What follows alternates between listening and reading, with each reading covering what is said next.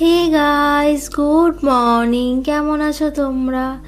আজকে সকালটা সত্যি বলতে একটু স্পেশালই আছে, কারণ আজকে আমার জন্মদিন আছে। আর এই জন্মদিনের দিনটা সত্যি বলতে ছোটোবেলা থেকেই খুব স্পেশালভাবে কাটানো হতো, এখনও কাটাচ্ছি।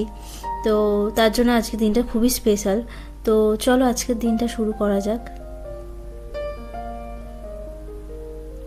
তো দিনের শুরুতেই চলে এসেছে একটা পার্সেল বা গিফট বলতে পারো। সমস্ত গিফটই আমার হাতে চলে এসেছে, কিন্তু এটা লাস্ট ছিল। এটা অ্যাকচুয়ালি আগের দিনই চলে আসার কথা ছিল, বাট আসেনি, আজকে এসে এক জন্মদিনের দিনই পেয়ে গেছে। আমি তো খুব এক্সাইটেড।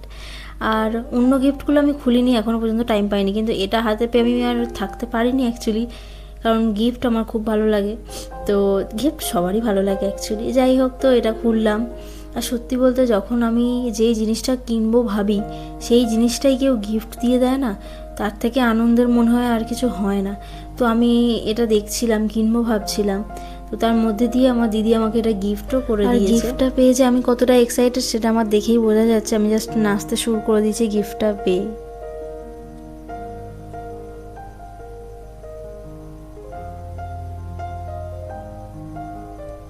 আর আমার সমস্ত গিফটগুলোকেও রেখে দিয়েছি, ওগুলোর কোনো ভিডিও তোমাদের সাথে পরে শেয়ার করে নেব। আজকে দুপুরের লাঞ্চে আমাদের যেহেতু শনিবার করে আমরা নিরামিষ খাই, তো নিরামিষই হয়েছিল। আর সত্যি বলতে আমি মাকে বলিনি, মা সকালবেলাই জানতে পেরেছে, তার মধ্যে দিয়ে এত কিছু করে ফেলেছে।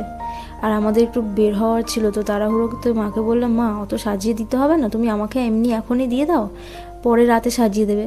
তো রাতের জন্য আমার জন্য গুছিয়ে গুছিয়ে সমস্ত কিছু রেখে দিচ্ছে। মারা এমনই হয়।